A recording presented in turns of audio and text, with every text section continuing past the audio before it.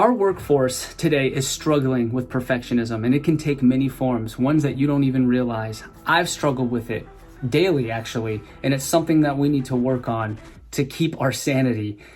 And at one of my lowest moments dealing with chasing perfectionism, I stumbled across a book that changed my life, and I have to share it with you. That book is Addicted to Perfect by Vitale Buford. You can get it hard copy here on Amazon. It's also on Audible if you prefer the audiobook. I've got both. Both are awesome. Believe me when I say you must read this book. And it is so well written. The struggles that she faces, it's brutally honest. And when I went through that hard time, I truly didn't feel like I was alone, because I was reading about this woman who was struggling so bad and so honest about it. The way she describes it just put me there right next to her. And when I was going through that tough time, this book straight up got me through it. Not even kidding. And the coolest part about it is Vitale is on HeroFront. She's the first non-veteran guest that I've had, but I think her message will really, really resonate with veterans, because being in the military is tough. It's hard. It has very high expectations. So the tools that she provides, the journey laid out in this book, I think would really, really benefit any military member reading this book. And without further ado, this is the hero's journey of Vitale Buford. Let's get after it. You know, the hard time I was going through, this helped me so much to get through that time. It really, truly did. Really honors me for you to say that. I'm gonna get emotional. We haven't even started yet. I know.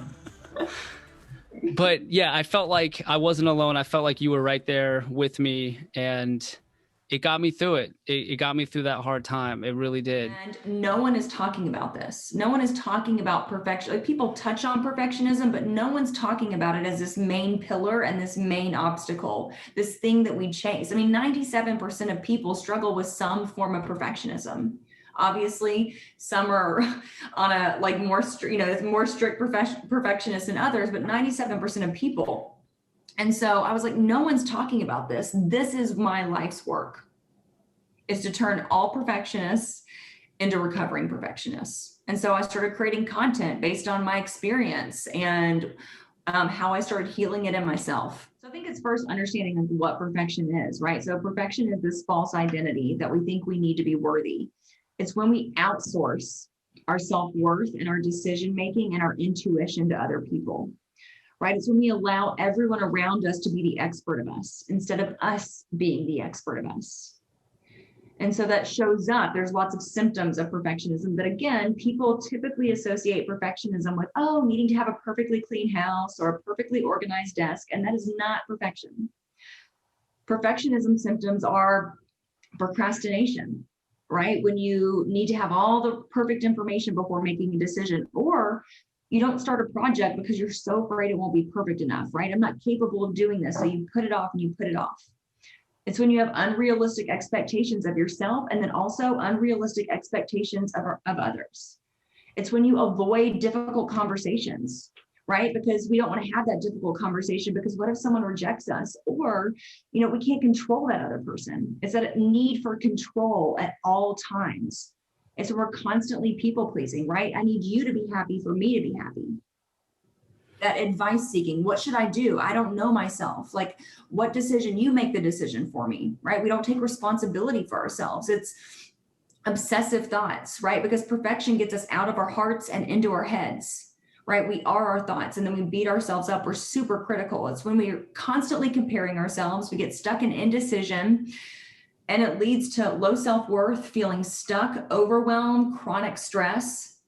And so that, in a nutshell, is how perfectionism manifests. Yeah, when we hear perfectionism, I'm not thinking about all those things. Right. You know what I mean? And that is a problem. Everything you were saying, I was thinking like, yep, I did that this week. Yep, right. I did that. Right.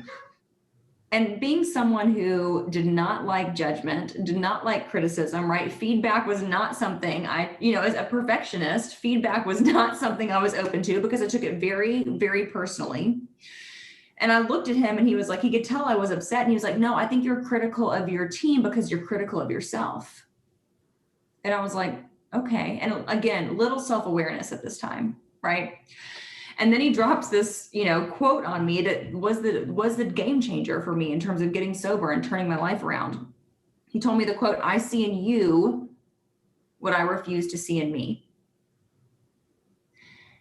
And then, and I had no idea what that meant. I see in you what I refuse to see in me. I'm like, I don't know what information he's getting me. This has been really intense. And a week later, it all unfolded. My mom had come to visit me. I got home from work. She had been drinking. I got so upset with her, just pointing my finger at her. Why can't you get sober? Why can't you change?